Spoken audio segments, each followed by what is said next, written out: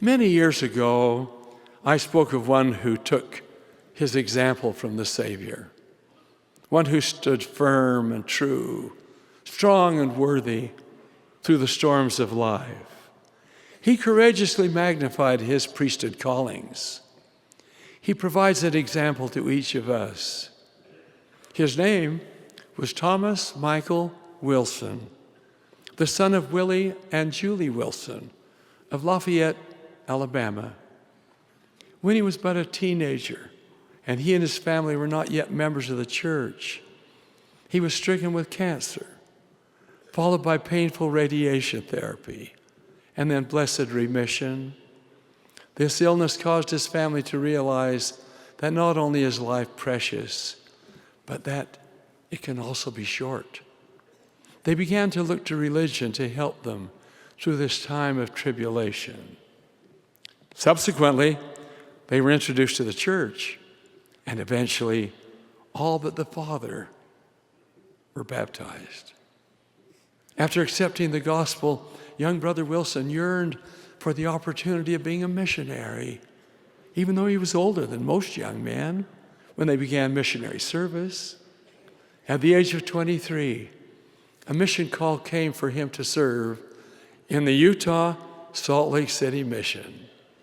Elder Wilson's missionary companions described his faith as unquestioning, undeviating, and unyielding. He was an example to all. However, after 11 months of missionary service, illness returned. Bone cancer now required the amputation of his arm and shoulder.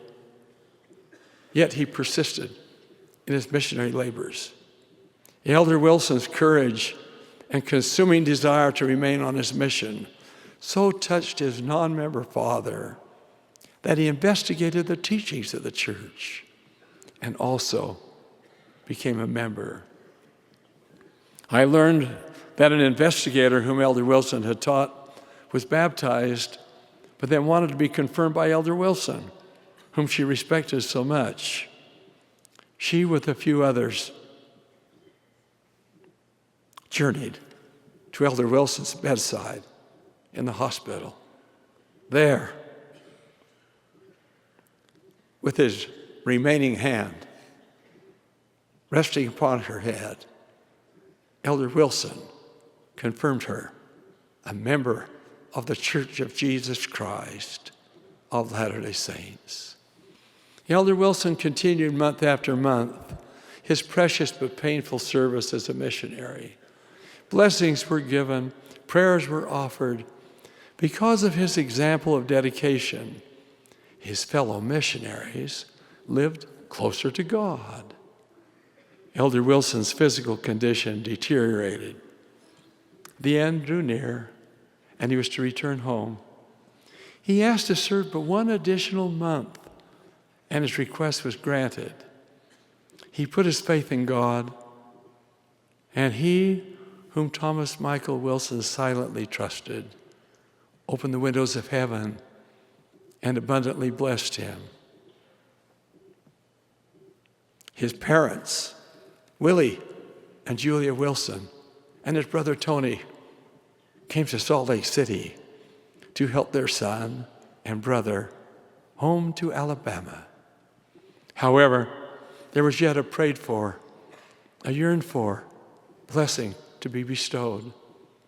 The family invited me to come with them to the Jordan River Temple, where those sacred ordinances which bind families for eternity as well as for time were performed. I said goodbye to the Wilson family. I can see Elder Wilson yet as he thanked me for being with him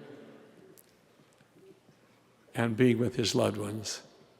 He said, "It doesn't matter what happens to us in this life, as long as we have the gospel of Jesus Christ and live it.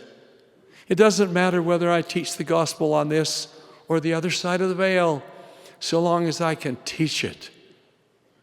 What courage, what confidence What love.